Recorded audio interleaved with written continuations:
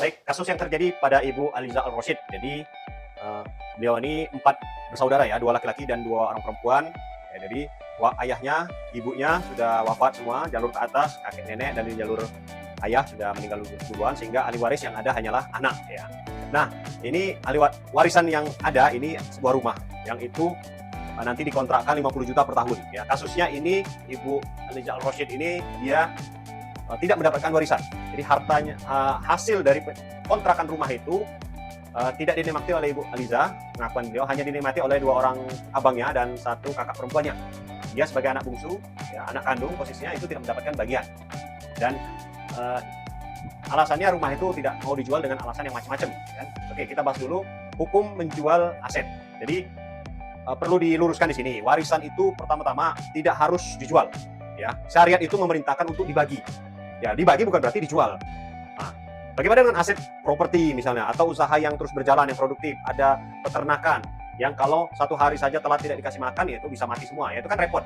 Jadi syariat itu memerintahkan untuk dibagi dengan sesuai porsi waris ya, sesuai dengan fardunya yang sudah ditetapkan oleh Allah. Jadi bahasa kitanya membagi saham, ya membagi saham. Jadi memang tidak harus dijual. Jadi keputusan untuk tidak menjual rumah itu ya bisa benar kalau memang ini sudah dibagi gitu kan.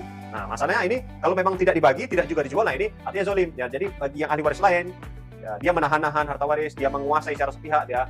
Kita ingatkan dengan dosa memakan harta secara batil, ya kan? Dalam Al-Baqarah 188, kemudian sama saja dengan memakan harta anak yatim, karena posisinya ahli waris yang lain itu ya posisinya seperti anak yatim, ya kan? Jadi menguasai warisan itu sama aja dengan memakan harta anak yatim kalau tidak dibagi berdasarkan syariat, ya.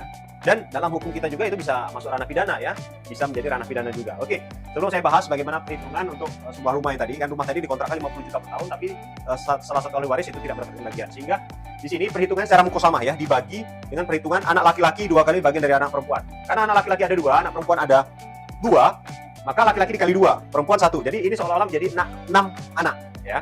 Sehingga untuk masing-masing anak laki-laki ini kan ada 2 ya, kita hitung 1 ya. 1 anak laki-laki itu 2/6 atau 1/3 dari harta waris. Ya, jadi dia ada saham berapa itu? 33% ya kurang lebih. Jadi anak perempuan tetap 1 bagian, 1/6. Jadi 1/6 masing-masing anak perempuan itu sahamnya 1/6. Sehingga di sini kalau kita hitung-hitung, misalnya sebuah rumah yang dikontrakkan 50 juta per tahun, maka anak laki-laki itu 1/3-nya dari 50 juta per tahun. Itu berapa? Itu kurang lebih ya 16,7 juta. Ini yang haknya. Kemudian anak perempuan berapa? Anak perempuan 1/6 dikali 50 juta itu 8,3 juta. Sehingga kalau ditotalkan ini 50 juta ya. Nah, inilah hak masing-masing dari anak dari mayit ini.